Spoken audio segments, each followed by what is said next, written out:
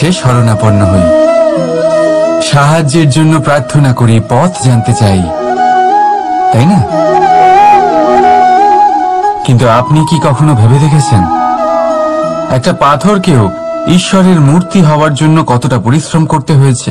কতবার হাতুড়ির ঘা সহ্য করতে হয়েছে, ছেনির ঘা সহ্য করতে হয়েছে, তারপর আমাদের সামনে সে ভগবান রূপে আবির্ভূত হয়েছে। তাই জীবনে এত ছোট ছোট কথা ঈশ্বরের কাছে চেয়ে নিজের সময় নষ্ট করবেন না, বরং অন্তর থেকে প্রচেষ্টা করুন, সংঘর্ষ করুন, সব পাবেন। শুধুমাত্র একটা জরুরি কথা মনে রাখবেন, পরিশ্রম না করে কেউ কখনো মহান হতে পারেন না, ভগবানের মূর্তিও না। রাধা রাধা। মানুষের মধ্যে ছোট একটা সমস্যা আছে, সে কখনো নিজের নিন্দা নিজে শুনতে পায় না। যদি কেউ তার বিষয়ে খারাপ কিছু বলে সে সহ্য করতে পারে না। সে সবসময় ভয় পেয়ে থাকে যে এই যে আশেপাশে মানুষগুলি, তারা তার বিষয়ে খারাপ কিছু ভেবে না নেয়। আর যদি সে জানতে পারে যে তার পিঠ পিছিয়ে তার বিষয়ে খারাপ কেউ কিছু বলছে, তখন সে দুঃখী হয়ে যায়। এবার এই কারণে কি আপনার দুঃখ পাওয়া উচিত? কখনোই নয়। কারণ সর্বপ্রথম আপনার যেটা মনে রাখা উচিত, যদি কেউ আপনার পিছনে খারাপ কথা বলছে, সে প্রথমেই আপনার থেকে 2 কদম পিছিয়ে আছে, তাই না? ঈর্ষাবশত আপনার বিষয়ে খারাপ কথা বলতে পারে, কিন্তু যদি এরকম না হয়, যদি তার কথাগুলো সত্য হয়, তবে সর্বপ্রথম নিজের ভুলগুলিকে বুঝুন, সেই সত্যকে বুঝুন, ঝেড়ে ফেলে দিন নিজের দোষগুলিকে। আর তখন দেখবেন আপনি তাদের থেকে আরো 2 পা এগিয়ে গেলেন। কারণ এই জীবনের রথ সামনের দিকে তাকিয়ে এগোয়, পেছনের দিকে তাকিয়ে নয়। তাই পেছন ফিরে দেখা ছেড়ে দিন। যেটা বর্তমান সেটাই দেখুন, সেটা নিয়েই বাঁচুন। যেটা ভবিষ্যৎ, যেটা আপনার লক্ষ্য, সেটার দিকে এগোন। আর আমার সাথে ভালোবেসে বলুন, রাধা রাধা। আমি অনেক মানুষকে এটা বলতে শুনেছি যে মানুষ মানেই ভুলের বাক্স, মানুষ নাকি ভুলে ভর্তি পুতুল। আর এটাই সত্যি।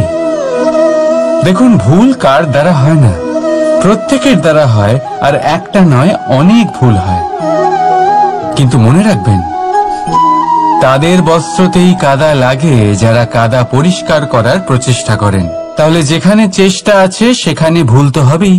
এবারে যদি আপনি কোনো নতুন সংকল্প করতে যান, কোনো বড় কাজ করতে যান, আর আপনার দ্বারা কোনো ভুল হয়ে যায়, তাহলে কোনো ব্যাপার নয়, তার জন্য পস্তাবেন না।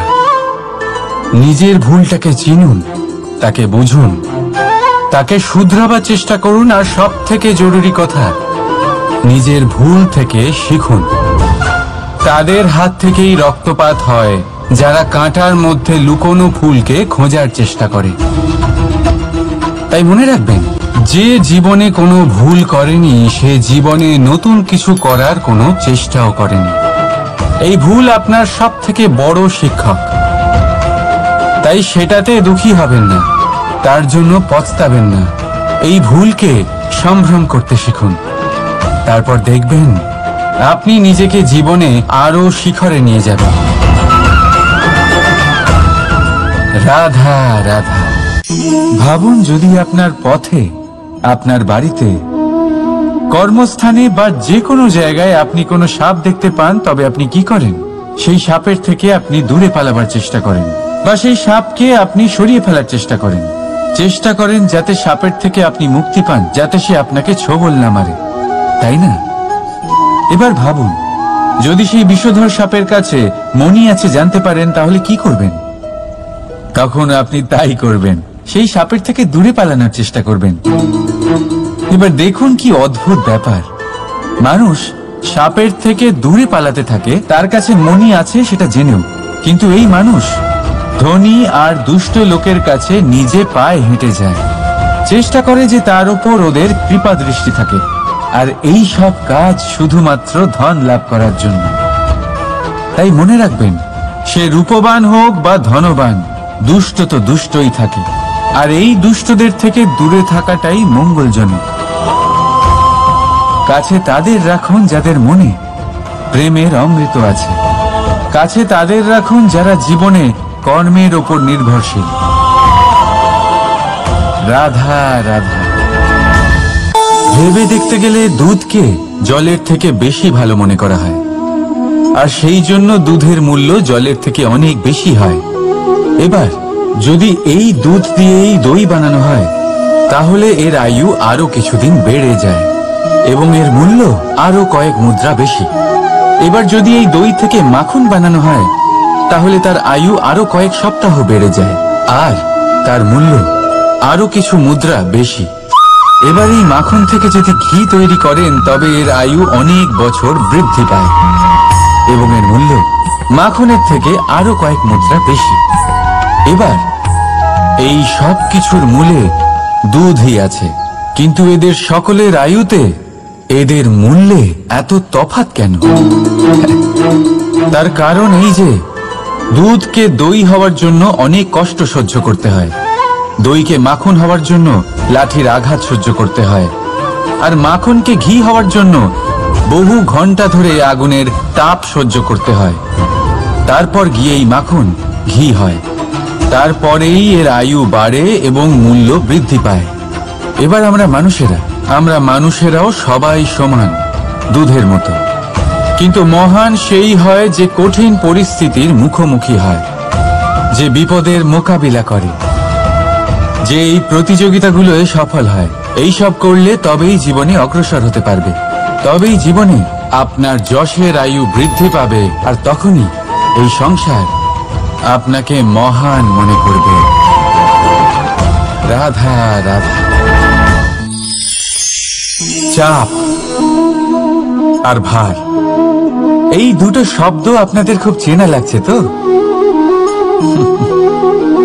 এই সংসারে প্রত্যেক ব্যক্তির জীবনে চাপ আর ভার থাকেই, কিন্তু সবাই সেটা নিয়ে তা করতে পারে না যা করা উচিত। এই চাপ আর ভার অপসারণের বদলে সে সেই চাপেই বন্দী হয়ে থেকে যায়। আসুন, আপনাকে এই প্রকৃতির একটা উদাহরণ দিচ্ছি, সেটা বোঝানোর জন্য, যেটা বোঝা আপনার জন্য খুব গুরুত্বপূর্ণ। কখনো কোনো বৃক্ষ নিশ্চয়ই দেখেছেন, সেখানে আপনি ফুলও দেখেছেন, ফলও দেখেছেন। কোন ফুলকে হাতে চেপে ধরুন, তা থেকে সুগন্ধ বেরোবে যা আমাদের ভালো লাগে। কোন ফল হাত দিয়ে চেপে দেখুন, তা দিয়ে রস বেরোবে, সেটাও আমাদের ভালো লাগে। অর্থাৎ চাপ আর ভার আমাদের জীবনে যে কোনো পরিস্থিতিতে, যে কোনো সময়, যে কোনো মুহূর্তে আমাদের ভাঙার জন্য নয়, এ আসে আপনাকে এটা জানানোর জন্য যে আপনাকে নিজেকে আরো বেশি প্রেরিত করতে হবে, আরো বেশি পরিশ্রম করতে হবে, আপনাকে সর্বশ্রেষ্ঠ হতে হবে। তাই কখনো এই চাপ আর ভার থেকে দূরে পালাবেন না। ভেবে নেবেন এরা জীবনের একটা অঙ্গ, তাদের ধনাত্মক রূপে দেখতে শিখুন।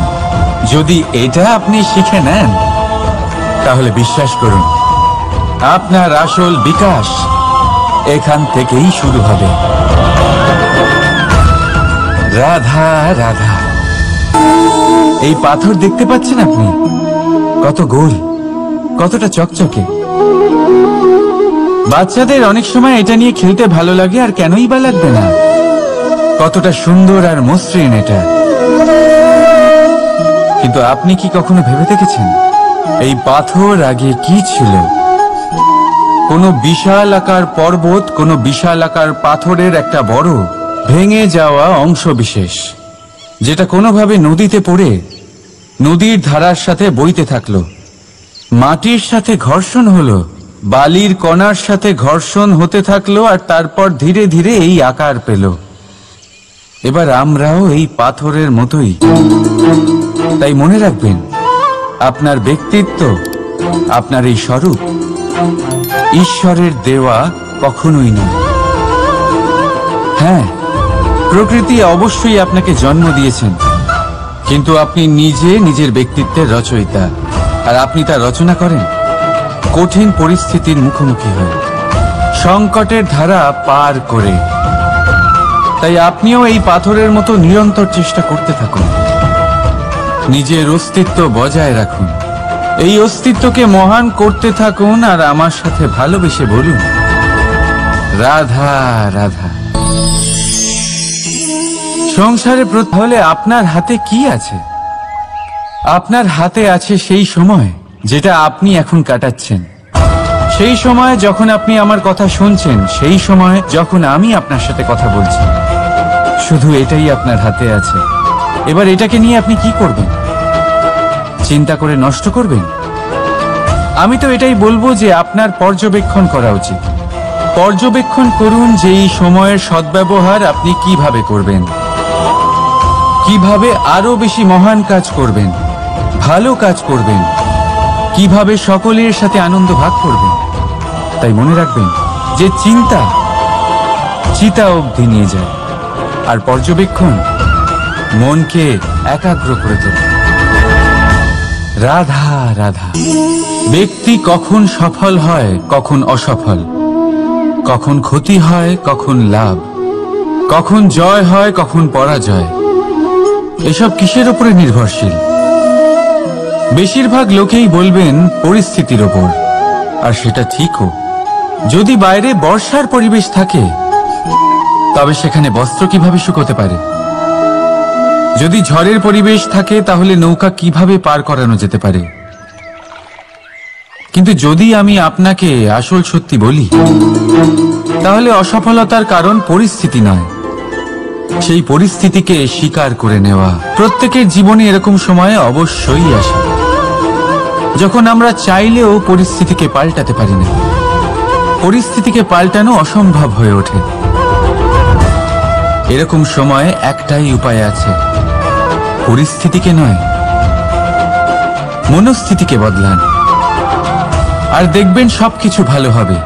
কারণ এই মনস্থিতি আপনার জীবনের সব থেকে বড় সম্বল, সব থেকে বড় সাথী। দেখুন, অপবাদ, অসফলতা প্রত্যেকের জীবনের একটা অংশ অবশ্যই, কিন্তু আপনাকে নিরন্তর চেষ্টা করে যেতে হবে, পুনরায় ঘুরে দাঁড়িয়ে এগিয়ে যেতে হবে, তবেই সফলতা আসবে। যদি এতই সহজ হতো সফল হওয়া, তাহলে সবাই সফল হতো, তাই তো? রাধা রাধা। কথায় আছে, জীবনে সম্পর্ক নিয়ে কখনো অঙ্ক কষা উচিত নয়। এই কথা তো ঠিক। যদি এই সম্পর্কে লাভ, ক্ষতি, গুণ, এই জীবনে আনন্দকে বাড়ানো, কষ্টকে কমানো গণিতের খেলা নয়, ব্যবহার আর প্রেমের খেলা। কখনো কারোর মাথায় হাত রেখে তাকে শুভেচ্ছা জানালে হয়তো সেটা তাকে এত আনন্দিত করে যে সে পুরো জগৎ জয় করতে পারে। কখনো আপনার মুখ থেকে যখন কারোর জন্য কটু কথা বেরোয়, আর হয়তো সেটা তাকে এত কষ্ট দিয়ে দেয় যে সে এই জগতে কিছুই করতে পারে না। জীবনে কখনো সম্পর্কের মধ্যে গণিতকে আনবেন না, কখনো না। না লাভ ক্ষতি, না গুণ ভাগ। মনে রাখবেন, এই সংসারে এমন কোনো সমীকরণ নেই যেটার সমাধান নেই। শুধু তা খুঁজতে একটু সময় লাগে। রাধা রাধা। সূর্য এই সংসারে সব থেকে বেশি তেজস্বী, এই সূর্য সব থেকে বেশি উজ্জ্বল, সব থেকে বেশি শক্তিশালী। কিন্তু আপনি কি কখনো সূর্যোদয় দেখেছেন? এই শক্তিশালী সূর্য কিভাবে উদয় হয়? লাল রঙের আভার সাথে, সৌম্যতার সাথে, শান্তির সাথে উদয় হয়। কখনো সূর্যাস্ত দেখেছেন? সেই লাল রঙের আভা, সেই সৌম্যতা, সেই একই শান্তি। আর এটাই একজন মহান ব্যক্তিত্বের গুণ। যখন জীবনে উত্থান ঘটে, তখনও অহংকার করেন না, সৌম্যতা বজায় রাখেন। আবার যখন জীবনে ক্ষতি হয়, তখনও সৌম্যতা বজায় রাখেন। যদি আপনিও চান সূর্যের মতো আপনি সম্মান পাবেন, তাহলে সূর্যের মতন হন। যখন জীবনে আনন্দ আসে, কুশল আসে, তখন সীমা লঙ্ঘন করবেন না। যখন জীবনে দুঃখ আসে, কষ্ট আসে, বিনাশের পথে অগ্রসর হবেন না। সৌম্য থাকুন, শান্ত থাকুন, সূর্যের মতো চকচক করতে থাকুন। কারণ সব মুহূর্তের মতোই এটাও একটা মুহূর্ত। তাতে আপনি আনন্দ লাভ করুন বা পান দুঃখ, এই মুহূর্ত অবশ্যই চলে যাবে। রাধা রাধা। আসুন আজকে আমরা কথা বলি ভাষার বিষয়ে। এই ভাষা কত অদ্ভুত এক শক্তি, কিন্তু কখনো কখনো আমরা এই তর্কে লিপ্ত হয়ে যাই যে কোন ভাষা সর্বশ্রেষ্ঠ। কখনো কখনো এই সমস্যায় আটকে পড়ি, যখন সামনের জনের ভাষা ভিন্ন আর আমাদের ভিন্ন, না আমরা তার কথা বুঝতে পারি না সে আমাদের। আচ্ছা ঠিক আছে, কিন্তু কেউ আমাকে এটার মানে স্পষ্ট করে বোঝান। সূর্যমুখী, সূর্যের কিরণের কোন ভাষা সে বুঝতে পারে যে সূর্য ওঠার সাথে সাথে সেও ফুটে ওঠে? চকর, চকরের কাছে এমন কোন ইন্দ্রিয় আছে যে সে চাঁদের শীতলতা অনুভব করতে পারে? গরু এমন কোন সঙ্গীত শিখেছে যে আমার বাঁশির সুর শুনে তারা নিজেই চলে আসে? এই সব, এই পুরো সংসার, এই ব্রহ্মাণ্ড শুধুমাত্র একটা ভাষা বোঝে, প্রেমের ভাষা। না কোনো শব্দ, না কোনো বাণী, শুধু অনুভূতি। এই প্রেমের ভাষা সংসারের সব থেকে বড় ভাষা, যেটা আপনি নিজেও বুঝতে পারেন, আবার অন্যদেরকেও বোঝাতে পারেন। রাধা রাধা। বিপদ, বিপদের কথা শুনলে আমরা সবাই সচেতন হয়ে যাই। এই সংসারে এরকম কোনো প্রাণী নেই যে বিপদে পড়েনি, যে বিপদে ঘিরে থাকেনি। এবার কেউ কেউ বিপদের মুখোমুখি হয়ে বিজয় লাভ করেছে। বিপদের সাথে জড়িত এই তিনটি কথা সব সময় মনে রাখবেন। প্রথম, যারা আপনাকে বিপদে ফেলেছে তাদের কখনো ভুলবেন না, আর ভবিষ্যতে সব সময় তাদের থেকে সাবধানে থাকবেন। দ্বিতীয়, যারা বিপদের সময় আপনাকে ছেড়ে চলে গেছিল তারা আপনার বন্ধু নয়, তারা পরজীবী, আর কখনো ভবিষ্যতে তাদের থেকে কোনো আশা রাখবেন না।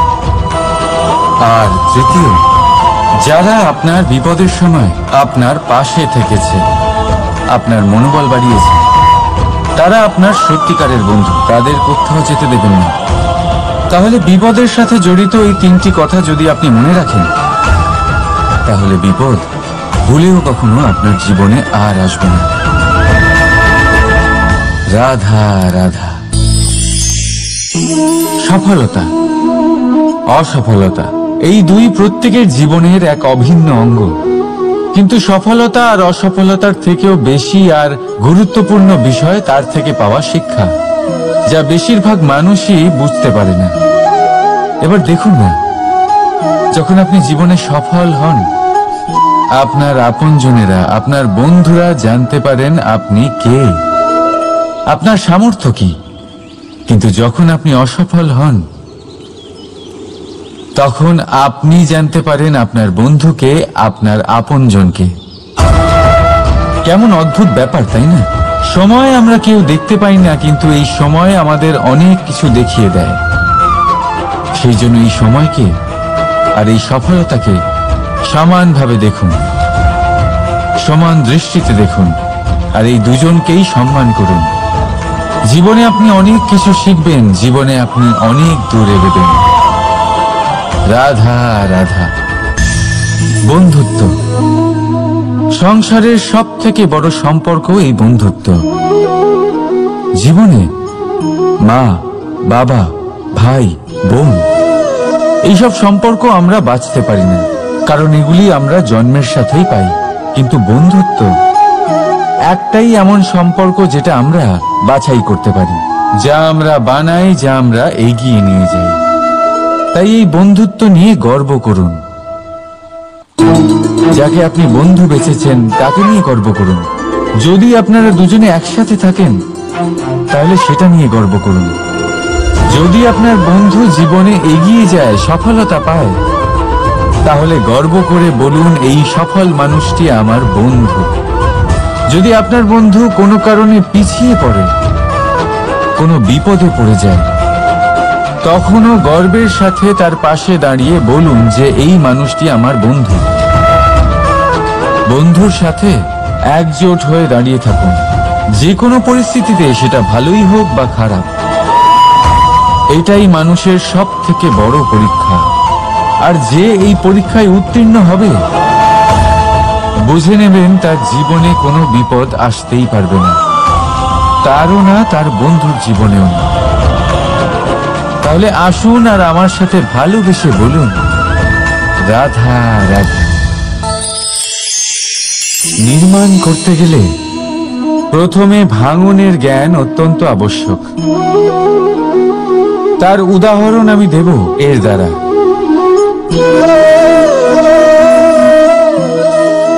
এই সুস্বাদু পায়েস, এটা তৈরি হয় পুষ্টিকর ভাত দিয়ে। কিন্তু আপনারা কি জানেন এই ভাত কিভাবে তৈরি হয়? কতটা পরিশ্রম করতে হয় এই ভাতকে?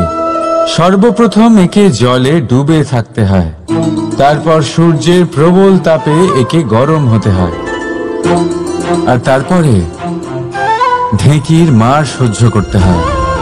শুকনো হলে একে প্রবল বেগে ঝাড়া হয়, তারপর গিয়ে তৈরি হয় এই ভাত, যা খেয়ে আপনি তৃপ্তি পান। এবার ভেবে দেখুন, এটা তো শুধুমাত্র ভাত।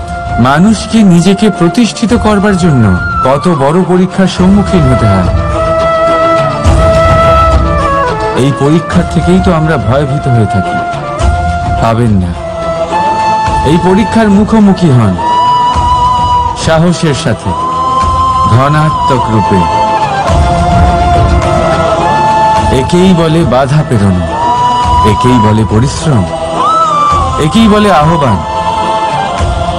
আপনাদের নির্মাণের জন্য সব থেকে বড় সহায়ক।